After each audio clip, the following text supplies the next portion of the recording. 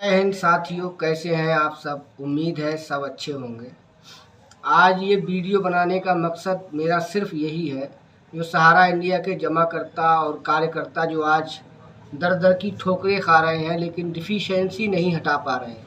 भुगतान कैसे मिले, किस तरह से प्रयास किया जाए कि हमारा भुगतान हमारे खाते में आ सके। आज इसी पर कुछ बताने की मैंने कोशिश की है। और अगर आप हमारे चैनल पर नए हैं तो प्लीज़ हमारे चैनल को सब्सक्राइब करना ना भूलें। चलिए शुरू करते हैं। सबसे पहले स्टार्टिंग से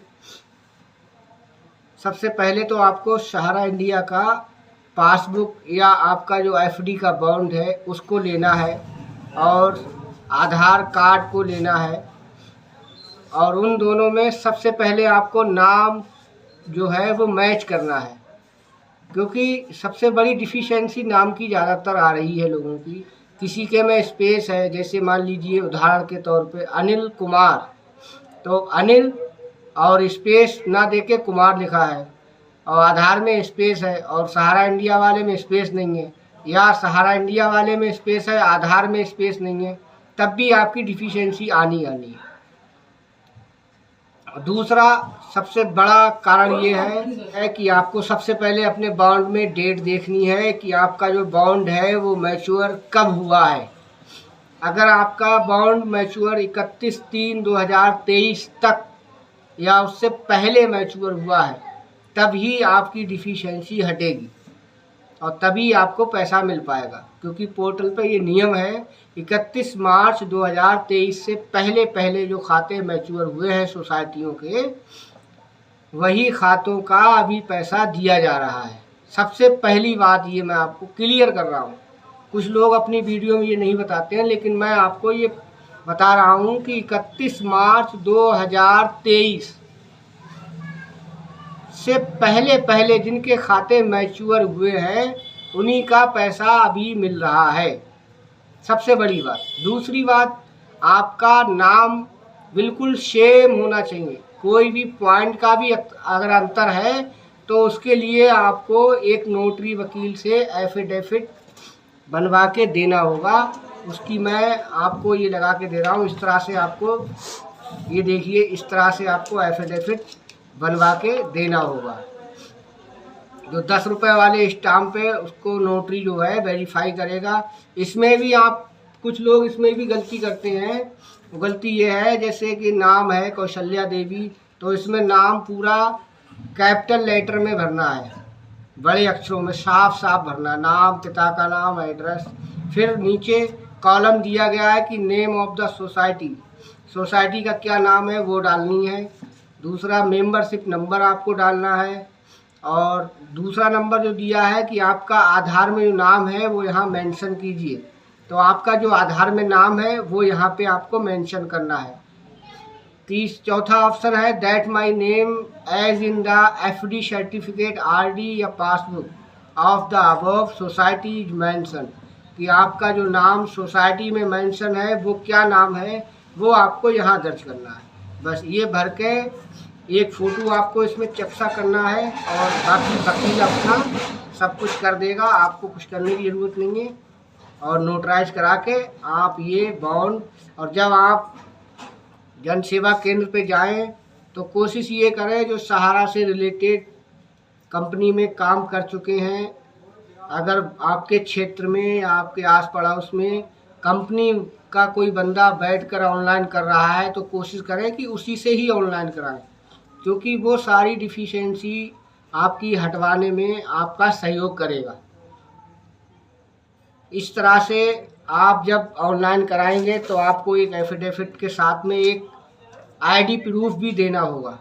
पैन कार्ड हो गया, ड्राइविंग लाइसेंस हो गया, या बैंक पासबुक हो गई, इनमें से, या आपका निवास प्रमाण पत्र हो गया।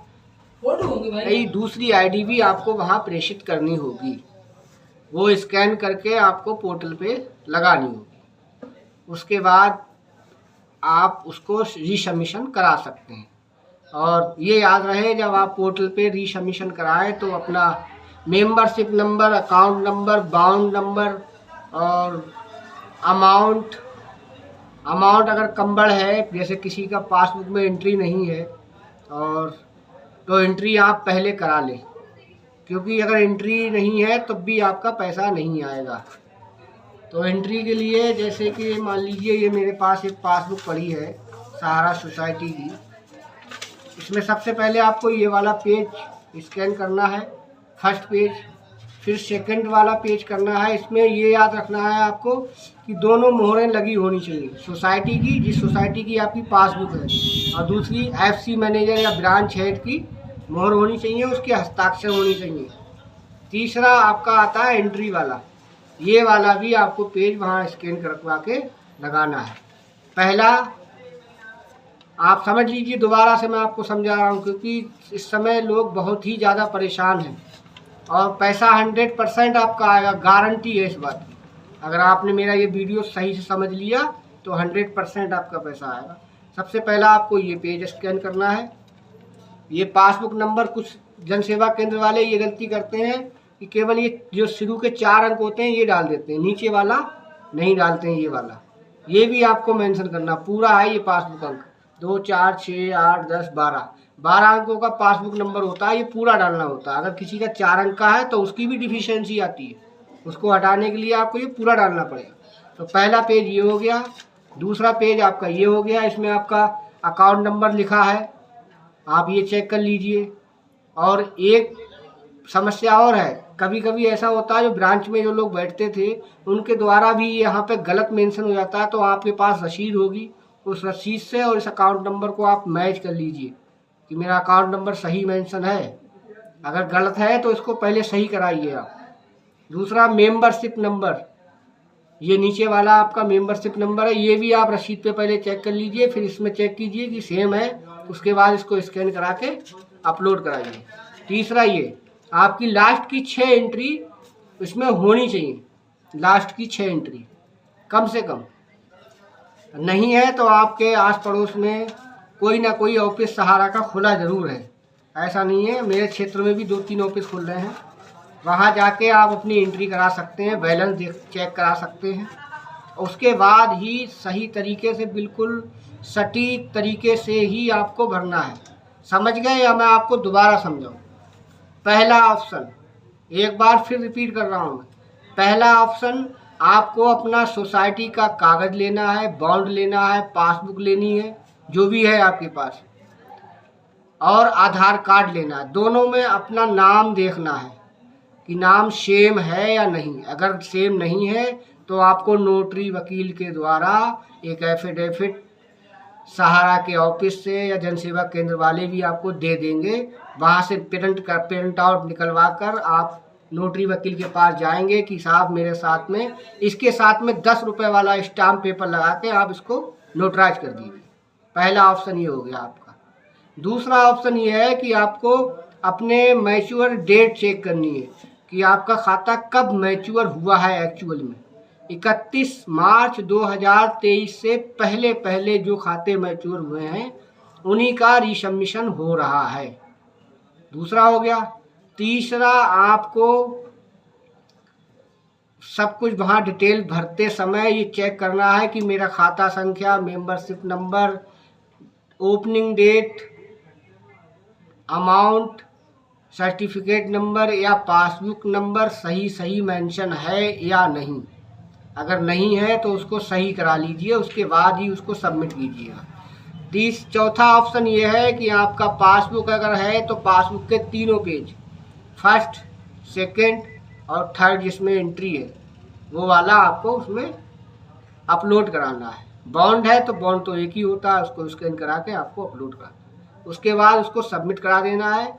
मैं इस बात की गारंटी लेता हूँ आपका 45 दिन के अंदर ही, 20 से 25 दिन के अंदर ही पैसा आपका 50,000 रुपये आपके खाते में आ जाएगा।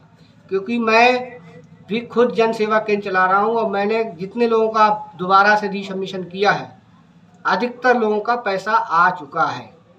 किसी का 15 दिन में आ गया, किसी का 20 दिन में आ गया, जिसमें मैंने आपको सबूत भी दिया है और मैं अभी भी आपको दिखा रहा हूँ। ये देखिए मेरी ही पार्टी है, 27,150 रुपये इसका जो जमा था वो सारा पैसा इनके बैंक ऑफ बड़ौदा के अकाउंट में आ चुका है और पार्टी मुझे मिठाई भी खिला रही है। अगर आपको हमारी ये जानकारी अच्छी लगी हो तो प्लीज़ चैनल को सब्सक्राइब करें और वीडियो को ज़्यादा से ज़्यादा शेयर करें ताकि लोग ज़्यादा से ज़्यादा जागरूक हों और अपना पैसा सहारा इंडिया के रिफ़ंड अकाउंट से, रिफ़ंड पोर्टल से ले सकें। तो कुछ लोगों को हमारे यही नहीं मालूम है कि जो डिफिशेंसी वहाँ, कुछ लोग क्या करते हैं, पोर्टल पे जाके लॉगिन किया, आधार नंबर डाला, OTP डाली और लॉगिन करके वहाँ देखते हैं, वहाँ पे एरर कुछ और देता है।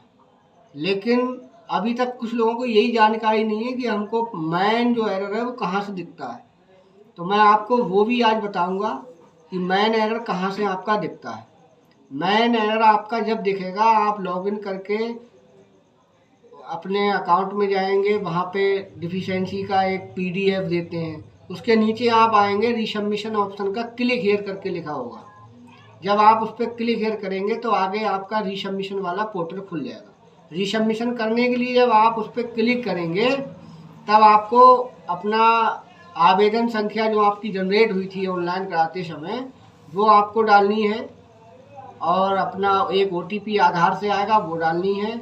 उसके बाद जब वहाँ आप उसको रीसबमिशन कराने के लिए जब उसको क्लिक करेंगे करने के लिए, तब वहाँ पे आपका मैन एरर वहाँ आपको दिखाई देता है कि आपके एक्चुअल आपकी प्रॉब्लम क्या है। अगर आपका नाम डिफरेंट है तो आपका वहाँ जैसे ही आप अपना फार्म खोलेंगे वहाँ आपको दिखेगा कि आपका नाम में प्रॉब्लम है या आपके सोसाइटी ने आपका शेयर फार्म अपलोड नहीं किया है या मास्टर फार्म अपलोड नहीं किया है, आपकी मेंबरशिप नंबर गलत है। आप जब वहाँ देखेंगे तो आप खुद समझ जाएंगे कि मेरी क्या प्रॉब्लम। अगर आपकी मेंबरशिप अपलोड नहीं है तो इसके लिए आपको अपनी नज़दीकी शाखा में संपर्क करना होगा। वहाँ जाके आपको अपना मेंबरशिप फार्म भर के और अपलोड कराना होगा, तभी आपकी ये डिफिशेंसी हटेगी। उसका समय जो है 15 दिन का है।